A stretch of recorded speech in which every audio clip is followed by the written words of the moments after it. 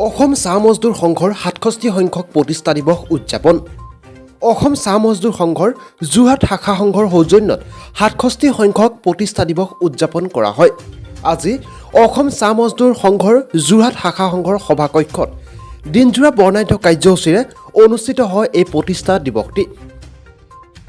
প্ৰতিষ্ঠা দিৱসৰ লগত সংগতি ৰাখি ২০২৪ বৰ্ষৰ হাইস্কুল শিক্ষান্ত পৰীক্ষাত প্ৰথম বিভাগত উত্তীৰ্ণ হোৱা কৃতি ছাত্ৰ ছাত্ৰীসকলক সম্বৰ্ধনা আৰু আৰ্থিক সাহায্য প্ৰদান কৰাৰো এক কাৰ্যসূচী হাতত লোৱা হয়।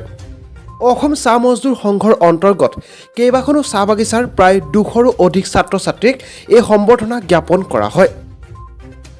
চাহ বাগিচাৰ ছাত্ৰ ছাত্ৰীসকলৰ শৈক্ষিক তথা সামাজিক দিশত আগবঢ়াই লৈ যোৱাৰ বাবে এই কাৰ্যসূচী গ্ৰহণ কৰে বুলি উদ্যোক্তাসকলে সংবাদ মাধ্যমৰ আগত প্ৰকাশ কৰে।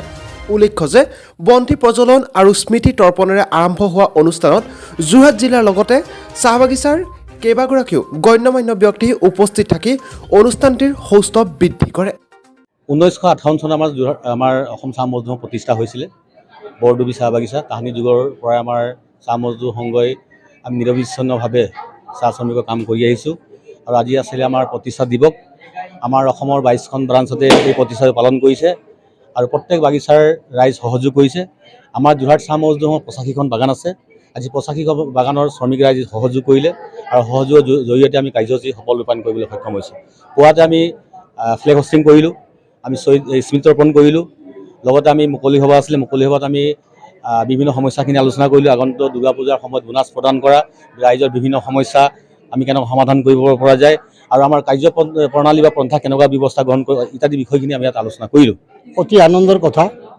আমি কমচে কম 20 বছৰ আগতে আমাৰ বাগিচা অঞ্চলত কোনোদিন ল'ৰা ছোৱালীক মেট্ৰিক পাছ পোৱা নাছিল। আমি ভাবিছিলোঁ যে আমাৰ বাগিচা অঞ্চলত মেট্ৰিক পাছ বা হায়াৰ ছেকেণ্ডেৰী কেতিয়া হ'ব বুলি, কিন্তু আমি দেখিব পাইছোঁ যে আমাৰ শ্ৰমিকসকলে নিম্নতম যিটো মজুৰি আছে স্বত্তেও তাহাঁতৰ ল'ৰা ছোৱালীক স্কুলমুখী কৰিছে। আজি দেখিবলৈ পাইছোঁ যে হায়াৰ ছেকেণ্ডেৰী, মেট্ৰিক বা BA পাছ পৰ্যন্ত আমাৰ মাজত ওলাই আছে আৰু আমি সেইকাৰণে গৌৰৱান্বিত হৈছোঁ আৰু ভৱিষ্যতে আকৌ ইয়াতকৈ ভাল পথেৰে আমাৰ ল'ৰা ছোৱালী আগবাঢ়ি যায় তাৰ বাবে কামনা কৰিম।